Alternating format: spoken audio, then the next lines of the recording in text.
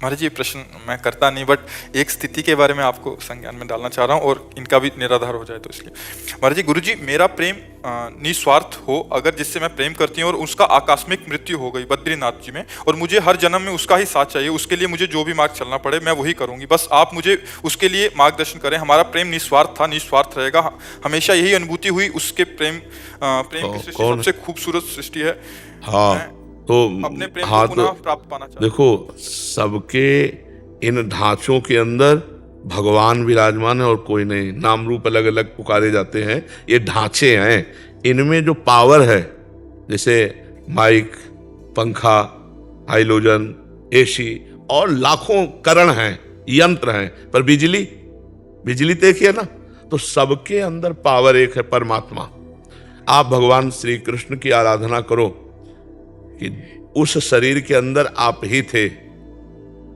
अगर वो शरीर प्रिय होता तो शरीर रख लेते। शरीर किसी को प्रिय नहीं होता, चाहे जितना प्यार शरीर से कर रहे हो, उसको नहीं जानते। लेकिन जब वो चला जाएगा तो शरीर पैसा दे के नष्ट करवा दोगे, आग लगवा दोगे। इसका मतलब शरीर से प्यार नहीं कर रहे थे, उसी से प्यार कर रहे थे, परमात्मा से।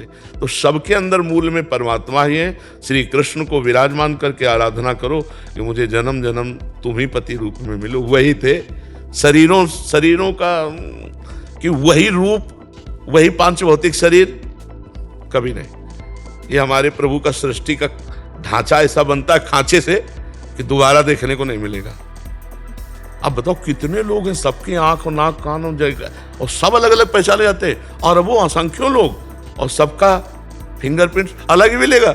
यार कितना चमत्कार मेरे प्रभु का है। नहीं तो ये तो नाशवान शरीर है, वही जन्म जन्म मिले, क्योंकि वही अंदर थे तुम्हारे पति के, और वो चले गए तो तुमने कहाँ उसको रखा, कहाँ उसको माना, उसको नष्ट कर दिया ना। तो जो उनके अंदर थे वो प्रभु श्री कृष्ण थे, उनको तुम जानती नहीं, उनको तुम मानती नहीं हो। नहीं, ये प्रश्न न रहता, ये प्रश्न खत्म हो जाता कि मैं हे परम सुंदर सबके अंदर विराजमान श्री कृष्ण, मैं तो जानती नहीं थी कि तुम ही हो। मैं तो उस ढांचे को अपना प्रिय मान रही थी। अब वो समझ में आ गया कि ढांचे के अंदर तुम छुपे थे। आप ढांचे से प्यार नहीं, बाप से प्यार हो। अभी निहाल हो जाओ, अभी मंगल हो जाएगा, और जन्म जन्म के लिए उन्हीं को प्राप्त हो जाओगी, उन्हीं के धाम जाओगी। पर तुम्हें अगर ऐसी आकांक्षा हो कि वो पांच भौतिक ढांचा हमें दोबारा मिले, तो असंभव। ये माया का खेल है। एक बार गर्त में गिरा दिया तो दोबारा खाक में मिलने के बाद वो रूप नहीं मिलेगा, वो फिंगरप्रिंट नहीं मिलेगा, और वो जीवात्मा जो परमात्मा स्वरूप है वो मिल भी जाए तो तुम्हें किसी भी तरह से प्यार नहीं करेगा। ये केवल ढांचे का होता है प्यार। जैसे माता पिता हमारे मर गए, अब वो कहीं ना कहीं तो लीला में है भगवान की, उनको हमारी स्मृति नहीं, केवल स्मृति। जैसे पूर्व जन्म में अपने लोग तो आए ही हैं, हमारा तो जन्म कोई पहली बार थोड़ी हुआ है। पूर्व में जैसे छोटा बच्चा है तो आप माँ जब दुग्ध लगाती है तो पीने लगता है ना, किसने सिखाया? पूर्व का अभ्यास है, ऐसे करो, वो रोने लगेगा। मतलब ये ज्ञान पूर्व का है ना उसको। तो हम लोग पूर्व जन्म से चले आ रहे। अब हमारे पूर्व जन्म के लोग अगर परिवार के मिले भी कहीं तो हम पहचानते हैं क्या? न वो हमें पहचानते हैं, न उनको पहचानते हैं। ये माया कृत मोह छोड़ो, न तुम स्त्री हो न वो पुरुष, तुम दोनों के अंदर परमात्मा विराजमान हो। परमात्मा की आराधना करो और उसी को प्राप्त हो जाओ, तो उसी को प्राप्त हो जाओगी जिसको प्राप्त करना चाहती हो। अपने प्रेम का नाम जप कर सकते हैं। मोहांधकार है, भगवान का नाम जप करो। प्रेम तो भगवान से ही करती थी, शरीर से करती होती तो रख लेती ना। हम बार बार तो कह रहे, आपने जाना उस शरीर के अंदर कौन था? तो मान लो ना, फिर क्या है? इन नाशवान शरीरों की क्या आकांक्षा करती हो? सच्चिदानंद जो सबके हृदय में विराजमान, वही कृष्ण, वही राम, वही विविध रूप धारण करता। प्यार करो तो इनसे करो, इनकी बन के रहो, जीवन कृतार्थ हो जाएगा। हमारी सलाह हम तुमको, अब ये तो ऐसे कहते हाथ में गुदवा लिया, बोले 7 जन्म का बंधन, 7 जन्म, अगले 5 मिनट में तुम्हारी धज्जियां उड़ के तुम कहां पहुंच जाओगे तुम्हें पता नहीं। काल तुम्हारे अधीन नहीं, तुम काल के अधीन हो। ये सब लौकिक वासनाओं की खेल है, शरीरों में आसक्ति होने के कारण। नहीं, एक परमात्मा के सिवा दूसरा कोई नहीं है। हमारी बात समझ लो। आप सरल हृदय हैं, आप पवित्र हृदय हैं, इसलिए आपका प्रेम जिसे कह रहे हैं वो खास बात मोह में है। और मोह से प्रेम में आ जाएगा तो फिर आप जिधर देखोगे उधर आनंद सिंधु भगवान ही नजर आएंगे। हमें तो यही लगता है कि अपना प्यारा वही है, और सब कोई उन्हीं से प्यार करता है यार, सब कोई।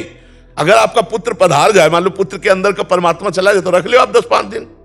आप पैसा दे के कहोगे कि अब ले जाओ, वो चला गया। कौन? जिसको जानते नहीं हो। और जिसको जानते हो तुम्हारे आगे पड़ा है। आप समझो, अनजाने में तो परमात्मा से प्यार सच्ची मानो। ये जैसे शरीर चल रहा है ना, तो इसमें नाम रूप लेकर लगता है मैं, वो जो मैं अंदर है वो पावर है, पावर। और हम देखो उस पावर के अंश हैं जो सबसे बड़ा है। तो हम सबके अंदर एक बात रहती कि मैं सबसे बड़ा बन जाऊं, नहीं रहती, चाहे जिस डिपार्टमेंट में हो बड़े बने, क्योंकि हम बहुत बड़े के हैं, बहुत बड़े के हैं ना अंश। और दूसरी बात, मरना नहीं चाहता क्योंकि अविनाशी के अंश है। तीसरी बात, दुख नहीं भोगना चाहता, सुख भोगना चाहता क्योंकि सुख सिंधु का अंश है।